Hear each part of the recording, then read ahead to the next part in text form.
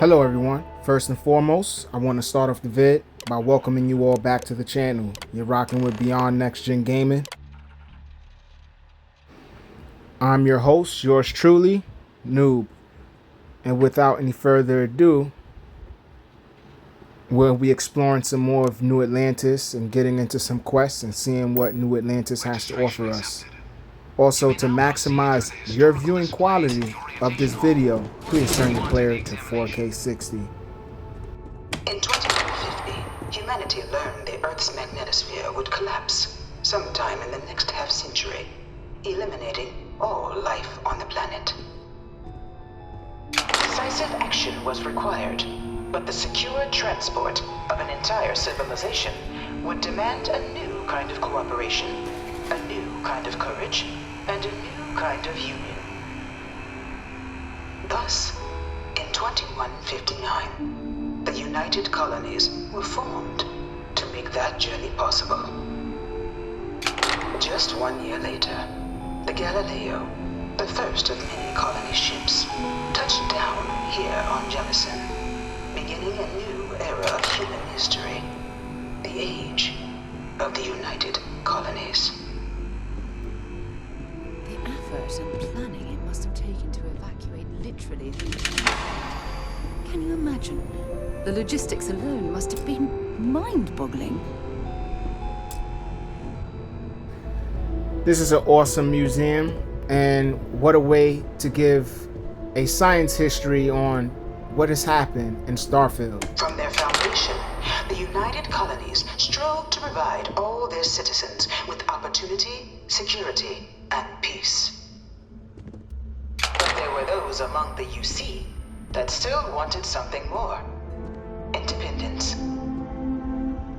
So in 2161, the UC issued the Centaurus Proclamation, granting UC citizens the right to settle distant worlds and form their own sovereign powers. It wasn't long before the first new faction, the Free Star Collective, was formally organized in 2188, later followed by House Varun, revealing themselves to the universe in 2230. You see what truly makes this just that much more amazing? Is I'm learning this history lesson as you are. It was only in 2230 that the faction known as House Varun first made contact with the rest of the settled systems. Founded by the passengers of a colony ship that had left New Atlantis and disappeared 4 decades earlier, House Varun was a faction unlike any other. A theocracy dedicated wholly to the beliefs of its isolationist founder, Janan Varun. House Varun initially made overtures of peace towards the rest of the settled systems. They claimed their only intention was to spread the word of their god, the Great Serpent. But none could have guessed that this worship might take the form of a bloody war, the Serpent's Crusade.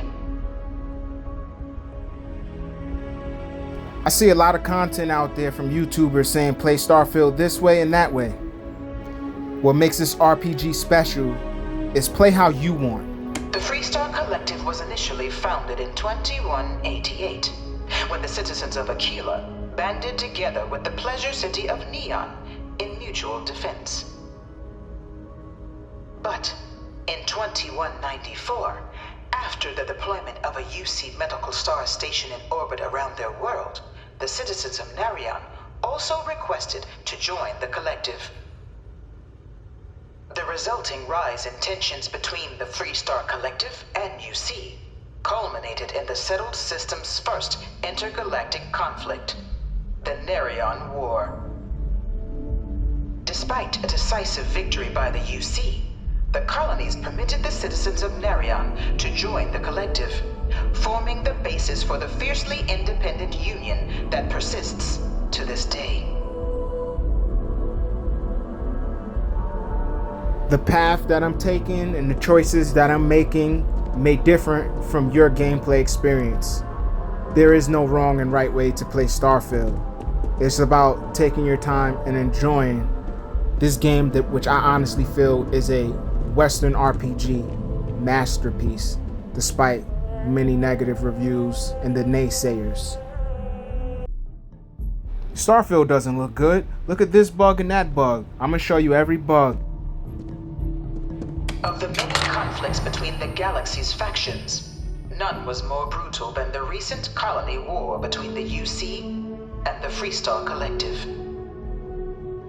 Set off by the unauthorized Freestar colonization of Vesta's Pride in 2308, a direct violation of the Nerion Treaty, the colony war spread quickly across the galaxy. Both sides deployed every tool at their disposal. Armadas of warships, mechanized combat platforms, or mechs, even bioengineered alien creatures, the infamous UC xeno-weapons. It was only in 2311 at the Battle of Cheyenne that the scales finally tipped, the Freestar Collective, utilizing their civilian fleet as a human shield, successfully crippled the superior United Colonies Navy.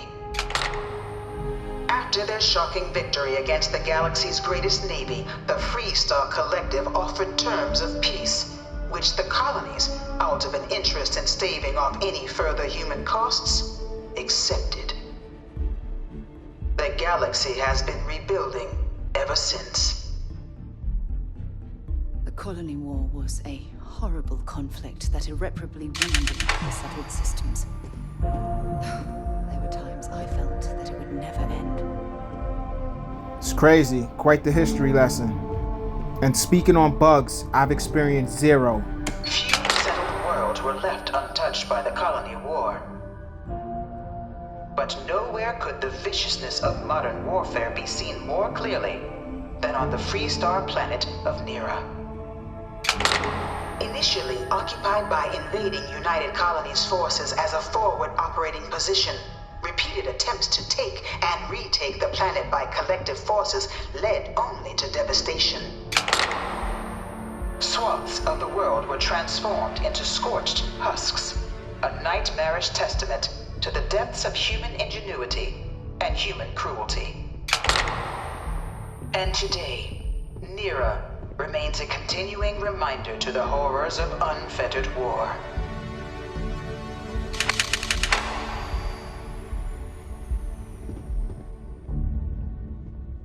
And with slightly over 5 hours playtime, I've experienced zero issues whatsoever. No one knows how they move between planets. I wonder if they can grav jump or something. They probably can. You know it was some UC general that condemned Londinium? Gave it over to these things. One of these murals said he was executed after the war. Might have gotten off too lightly. In the midst of the colony war, a different kind of tragedy struck the UC city of Londinium. A newly constructed but critical supply center for the United Colonies' war effort, Londinium found itself overrun by one of the galaxy's most mysterious predators, the Terramorph. A rare but pervasive threat to all human-settled worlds, Terramorphs swept over the city, seemingly out of nowhere, on a scale never before seen in recorded history.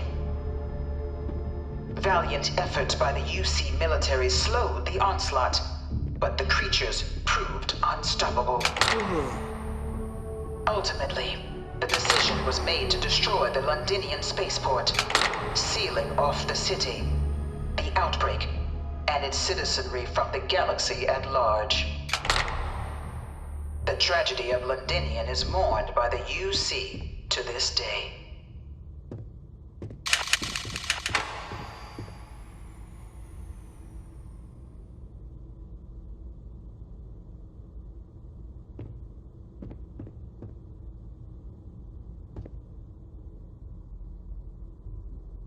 Looks like we now know what happened to Earth.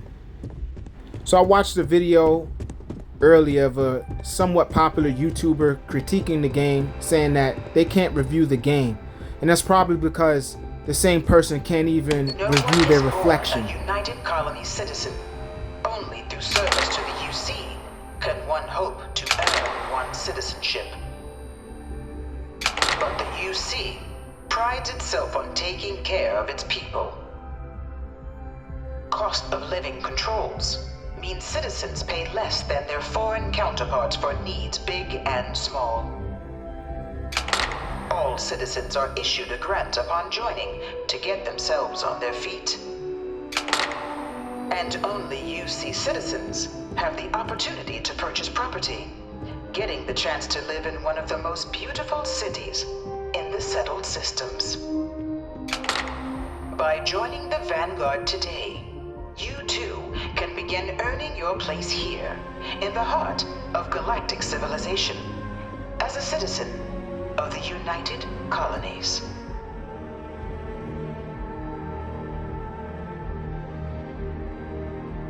Especially without feeling queasy or a barf bag. But yeah, that nor here nor there. I want to thank you all for tuning into the video. Truly appreciate your support.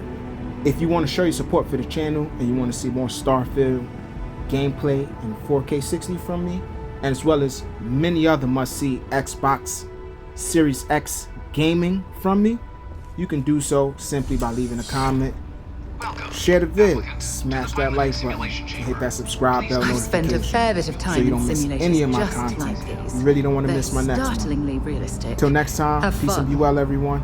Noob out.